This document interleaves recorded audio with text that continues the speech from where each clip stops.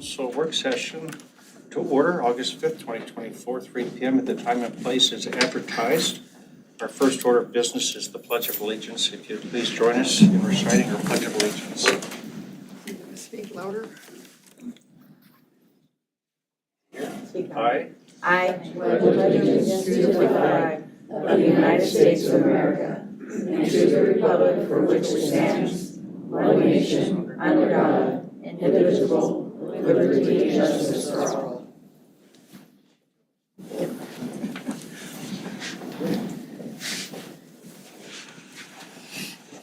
Try to do that. I will try my best to speak up. Our next order of business is citizen comments. This is an opportunity for citizens. Well, actually, Councillor Boersma. Make a motion? Motion's in order. I make a motion to remove facility feasibility analysis from the active agenda. Second. It's been moved by Councillor Boersma, second by Councillor Spickelmeyer to remove the facility feasibility analysis from the active agenda. Those in favor, please signify by saying aye. Aye. Opposed? Motion carries. Thank you, councillors. We'll next move to citizen comments, Roman numeral 3. This is an opportunity for citizens to address the council on agenda items or other items they wish to bring to the attention of the council. Citizens are encouraged to discuss operational issues in advance with the mayor. In consideration of others wishing to speak, please limit your comments to 3 minutes. Also, the Lewiston City Council pledges to practice and promote civility within the governing body, advocating for civil engagement, respecting others and their viewpoints, and finding solutions for the betterment of the city. So with that, I will open it up for citizen comments. If you have comments, we have microphones right above you, those green saucer-looking things in the roof, the ceiling there. I just need your name and your city of residence. We don't need your physical address. And then just remember to speak up kind of loudly and clearly into the microphone so those listening at home can hear what you have to say. So please, with that, are there any citizen comments? What he said. Having a hard time hearing. We can't hear you. Really? Wow. I feel like I'm yelling. If I was up there, they'd hear me. So if you just give me 1 minute. Can anybody hear me? Nobody else can hear me? Am I just that dull? We can hear you. I can hear it, but I can't understand. Okay, well, I will try. Thank you. Welcome. I'll try to speak louder. Shirley Phillips, I reside in Lewiston, Idaho. I'm currently serving as the chair of the Urban Forestry and Cemetery Committee.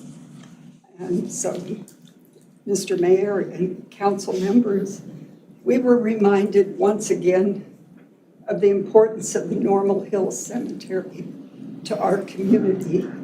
The front page of the Saturday Tribune told the story of a World War II pilot, Alan Kepper, shot down in Italy in 1943 and was being laid to rest in his hometown. 81 years later, his final resting place was the People's Cemetery, the Normal Hill Cemetery, and the only Lewiston Community Cemetery. When the Lewiston City Council members adopted the master plan for the cemetery on December 14th, 2015, they were looking forward to ensure that future heroes, future friends, family members would have a final resting place for another 75 to 100 years. I respectfully ask council for time to finish the updates to the 91-page master plan for the cemetery, excuse me, and to gather updated citizen feedback on the plan and to seek alternative funding. There is no reason or urgency to jump to selling the property at this point in time. I sincerely thank each of you for your consideration. Thank you, Shirley. Shirley.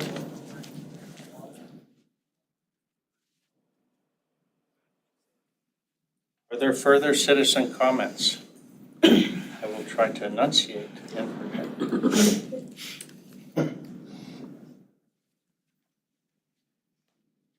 Welcome. I have no idea what I'm supposed to repeat because I couldn't hear a word you said. Just your name and your city of residence. And then Okay, you have Elizabeth three- Getzinger, Yes, ma'am. and I live in Lewiston, Perfect. and not too far from the cemetery.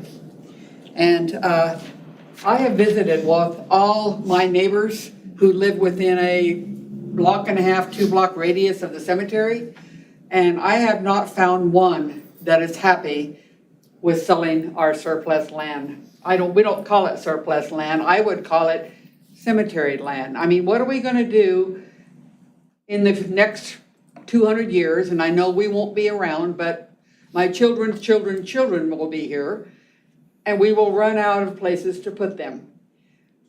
We had a great plan for the cemetery, and it's beautiful if you would ever look at it. Lined with trees, a little meeting spot in the middle of the cemetery, and keeping it as a green space, with lawns, trees, shrubs, and everything. And it would be a beautiful, and I would call it a park, a beautiful city park. My kids walked through that cemetery growing up on their way to school every single day, on their way home from school every single day. Of course, it didn't expand out to where we would like to expand it now, but our city cemetery has been a beautiful spot in the historic area of Lewiston. And I hate to see us destroy anything that would add to the historic value of our cemetery. We have one cemetery in the city of Lewiston. The other one that is in the orchards is privately owned. This is the only cemetery that the city owns itself. And I feel it's such a shame if we do anything to get rid of any land that is available. You have other surplus land around the city of Lewiston I think you could sell. And all my neighbors, like I said, I talked to probably 20 of them yesterday or more. Nobody wants this to be sold. Thank you. Thank you for being here. Thank you.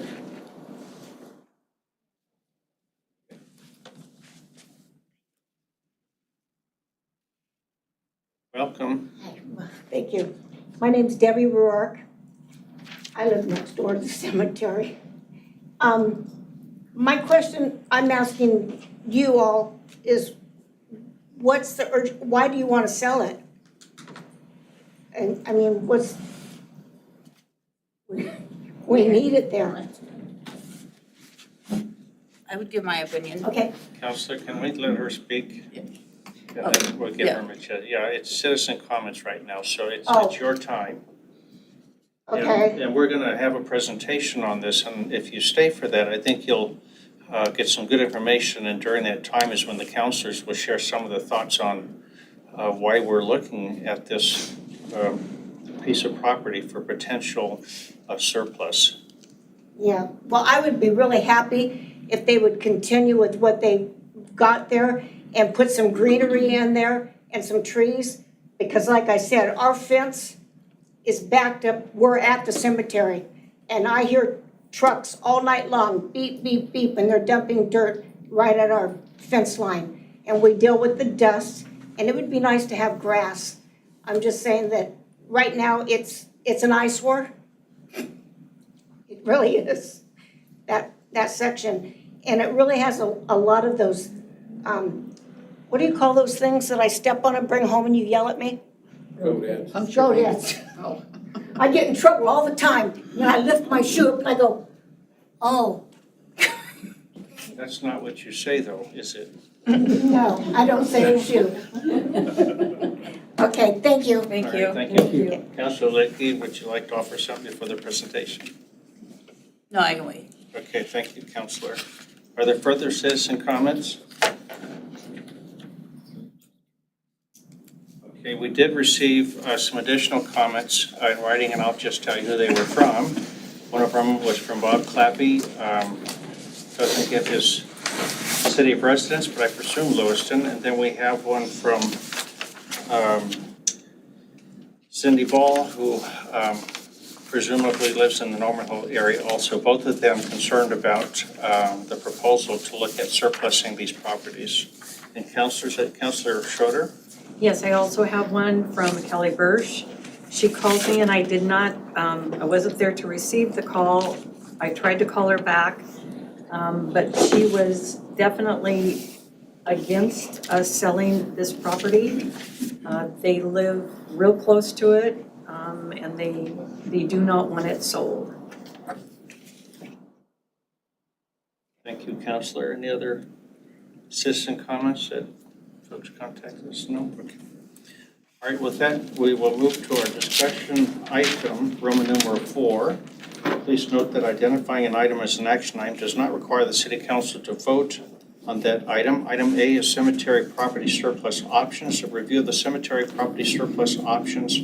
This is an action item, and we have our city attorney with us, Jennifer Tangano. Jennifer, this room apparently is a little bit hard to hear sometimes, so we just have to remember to speak up loudly and clearly. And the floor is yours. Welcome. Thank you, Mayor. Thank you, councilors. My name is Jennifer Tangano, city attorney, and I do not have a problem being heard. So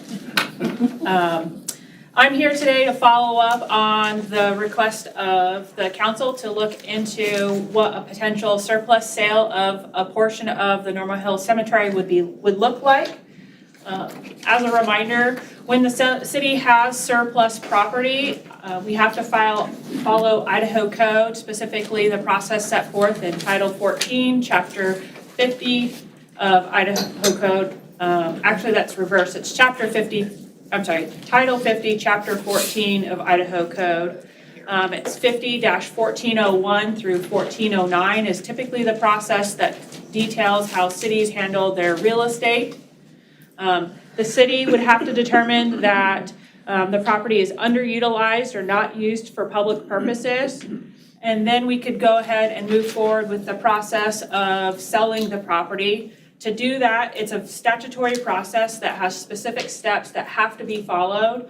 The first step in that process, after it's been identified that the city has underutilized or property not used for public purposes, is the city would have to declare a minimum value or a purchase price, if any. That price could be nothing, or it could be an amount set forth under an appraisal or a broker's price opinion. Really, there's no required method that the city has to follow in just determining what the value of that property is. Nope. That declaration of the intent to sell must be made on the record at a public meeting of the city council. Following that declaration, the city clerk would be required to publish the summary of the action taken by the city council in the Lewiston Tribune and provide notice of a public hearing. That public hearing notice would need to be published at least 14 days prior to the date of that public hearing. That public hearing is being held for the purpose of accepting comment on the proposed sale. Following the public hearing, the council may proceed to sell the property at public auction to the highest bidder.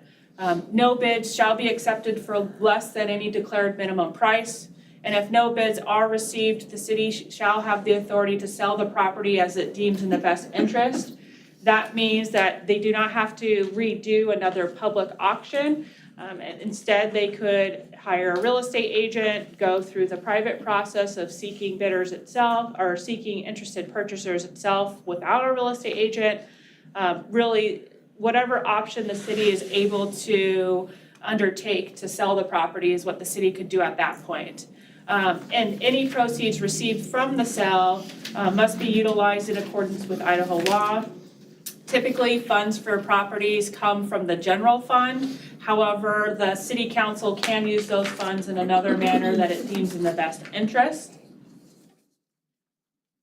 And that's generally what the process is. It takes a couple of months to really get to that with the hearing on to make the declaration, and then the publications, and then the public hearing following that. So you're looking at a minimum of 6 to 8 weeks to get to the point where you're going to have the public auction. And then the public auction, there's no specific time frame that has to be open for. It could be a public auction held on one date. It could be a public auction held open for a period of time. Recently, the city has been using a website to host all of its public auctions. So the city could potentially post it there. They could sell it at City Hall steps. There's no required process for the public auction itself either. The property that we are talking about, this is the whole property. This is not the portion of the property that's being sold or considered for sale. But the subject property is 6.3 acres of potential expansion land to the south of the Normal Hill Cemetery, currently owned by the city. There are rights of way in red that are shown on the property, but these have been vacated to consolidate the land parcel. So there are currently no rights of way that cross through that property that are currently dedicated to the public. This is a copy of the city's zoning map. In the yellow oval is where the subject property is at. The property is currently zoned Normal Hill South. And that's important because there are specific land uses that are permitted by right, land uses that are permitted through a conditional use permit, and anything not otherwise provided is not permitted. This property is adjacent to several other land use zones. It's directly abutting the R4 and the C3 zone. There's a little bit of an R3 down a little bit further, but it's not actually abutting the subject property. It's abutting a different portion of what would be a remainder. Nearby zones also include the R2 and C1 zones. And the reason why that's important is because in the event there's any kind of rezones, typically the city needs to stay consistent with abutting land uses and not delve into any potential spot zoning. As far as the by right uses in the Normal Hill South zone, this chart lists a variety of the different uses that are permitted by right. Some of those uses include parks, single-family and two-family dwellings, schools, and churches. With schools, churches, and the family daycare center, there are limitations and special conditions that apply that any potential buyer would have to be subject to.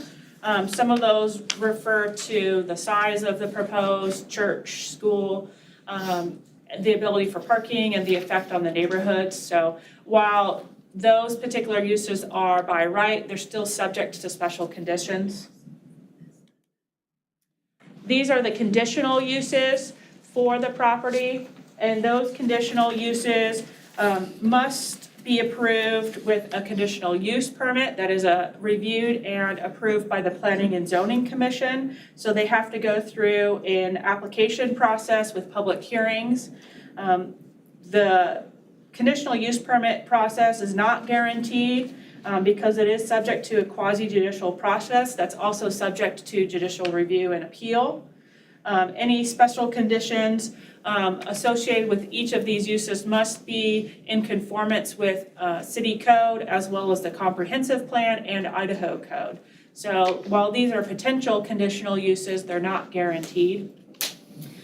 Some of these uses include multifamily dwellings, long-term and intermediate care facilities, group daycares, bed and breakfasts, and zero lot line residential developments. There is mention of commercial uses in both the by right and conditional use sections. However, those are typically for commercial uses that are already established. And considering that this property does not have a commercial use that's already established, even though permitted by right, it likely would not meet any terms or special conditions related to those commercial uses. Originally proposed at the June 3rd City Council meeting was a 100 by 500 foot portion of property. If you see the red lines, that is the current lots and block development per the plat. The spaces in between are the rights of way that go north and south. Those have been vacated, as well as the right of way to the west and the north of the property. The rights of way to the south and the east are established. We did have Gary Bergen with Team BMC provide a broker's price opinion of what a desirable sale would look like. He was the one that helped sell the Bollinger Building, so we've used him in the past, and he was willing to provide his professional opinion. He proposed this particular shape, and it's approximately 557 feet by 170 feet. It would encompass all of lot 6 and lot 6 and 7 and a portion of the adjoining lots. The parcel, he advised, of this size would provide a developer enough space for retail or office spaces and sufficient parking. The retail office space recommendation is not necessarily taking zoning into effect, so he was just thinking just the development in general of office spaces and parking. The total size of the estimated lot would be roughly 2.2 acres, and he would suggest a selling price of 1.6 million based on local comparables.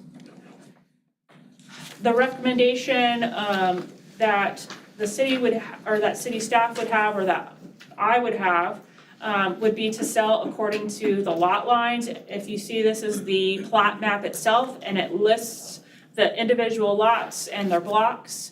There are roadways, like I said, to the west and to the north that have been vacated, and the city does have the option on whether or not to include those vacated roadways, or they can exclude those from any potential sale.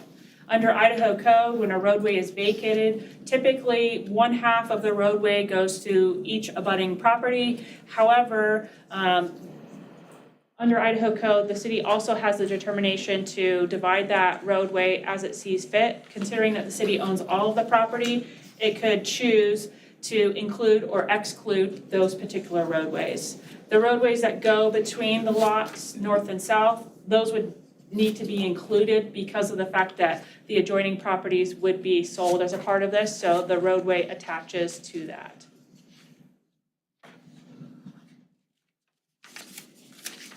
So these are some of the comparables that Gary had provided. This particular lot is where Ritz Car Wash is located. It's at 407-409 Thane Road. It's 1.7 acres. It was purchased previously for approximately $1 million, and it's currently zoned C4 General Commercial.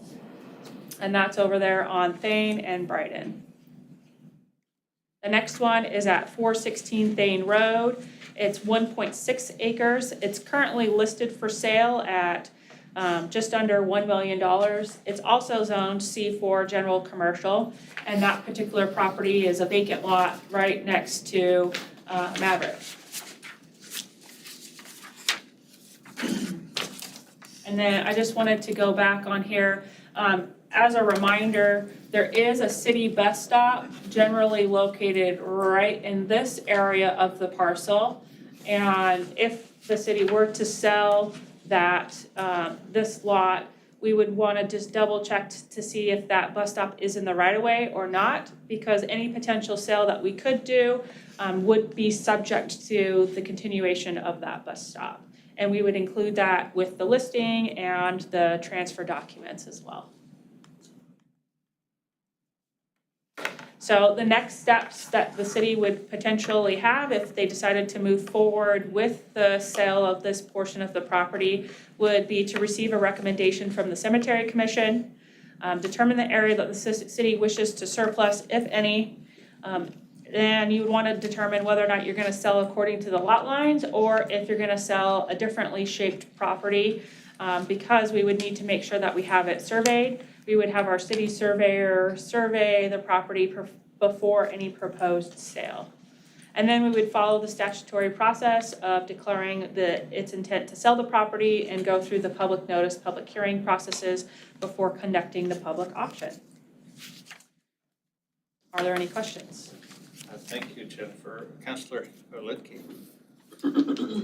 So can you clarify again just so I heard correctly, the parcels that we're talking about that it could be surplus is over 6 acres, correct? Yes, the whole property that is the remnant parcel as far as the potential expansion land south of the cemetery is 6.3 acres. That's how it's identified in the master plan for the cemetery.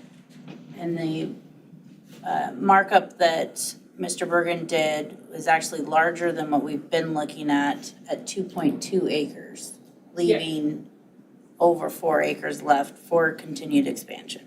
That is correct. This right here, this outline is how it was proposed. It doesn't include the very northern lot on the plats. So if you see this particular map right here, the amount, what was generally proposed is roughly, would be across this line right here. It's a little bit different, I mean, because there's these lots here, so the city could cut it in the middle of these lots, but then you would have non-conforming lot sizes. So you would want to make sure that you at least cut it at the lot line so that you have viable lots at the end of the process. And so if you go north to the northernmost lot, there is this little lot right here that is a leftover as well. And so the city could include that or it could leave it out, or it could adjust this area over here differently to create a little bit of a larger leftover lot. But really it's the city council's decision how they want to do that. Follow up. Councillor Lidkey. And then I think somebody mentioned this, but where we are having trucks dump, that is up on the crest of the hill, correct? I don't have any knowledge about that, Okay. Counselor. Well, it is, and then somebody can tell me I'm wrong, but, so we are selling what's closest to the road, right, South 17th, whatever, Southway. Which by doing so, and we get market value, we then can fund things like getting rid of that dump pile and actually doing some of the expansions that's in the plan that we've had kicked down the road. I mean, am I wrong in that, in the sense that this money doesn't, you just said it usually goes in the general fund or we fund it through that, but we could actually put that in place so that long-term, we actually ensured the plan came to fruition. As far as whether or not that's the best use of the money, that might be a better discussion with the city treasurer or the Parks and Recreation director. They would be more familiar with those particular funds and uses for the money. But we could make that decision. But you could make that decision, yes. Councillor Spicklemeyer. Mayor, And remember so- to speak up, so that we just have Just to, said you know, speak I'm the worst. First you said I'm stand the up. worst, but yeah, stand up, no, speak up, so folks can hear us. We want them to hear what we're discussing, so, thank you. So my question is, that area is very steep. So I'm wondering if anybody's looked at, that'd have to really be a cut bank to make that usable for any type of a building. So how far back away from that would the city have to limit their usage of the rest of the land? If it's that close to that bank? I mean, it'd be a drop off. Potentially, any use of that property would require some grading, and that would have to be engineered in accordance with city code and building regulations. And I wouldn't be able to say exactly how that would look, but my understanding is that Mr. Bergen had looked at the property with that in mind, that there would have to be some kind of grading and that this particular size would make the most favorable use of any potential development. But I could follow up.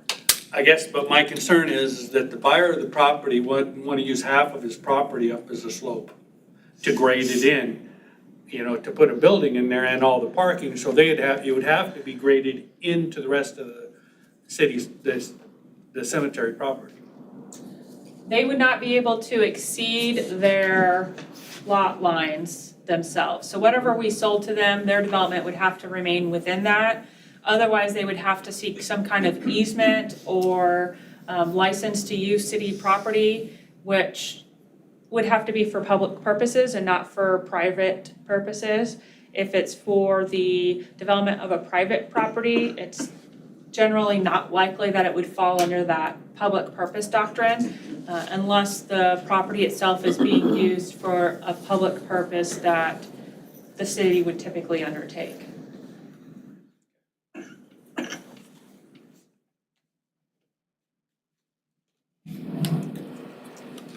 But again, the city has the option to sell this portion of property however they see fit. So they could make the lines larger. They could include this full right-of-way as well if they wanted to, as essentially a buffer, because right now these roadways have been vacated. And so there's no obligation to include them with any sale of property or to include them with any remainder that is left behind.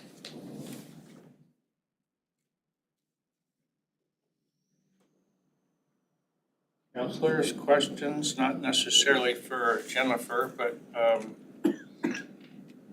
now would be an okay time if you want to engage folks that were here. Councilor Schroeder? Yes, I would be interested in Shirley's comment. I've been supportive of keeping this for a long time. And I'm still kind of on the fence, but nobody had come up with anything to do with it. But Shirley is talking that their plan is not completed. And I would like to see what they want to come with this. Now, the smaller the part, if we were going to sell something, I was probably okay with it. The smaller part that's closer to 16th Avenue and give some more property to the cemetery.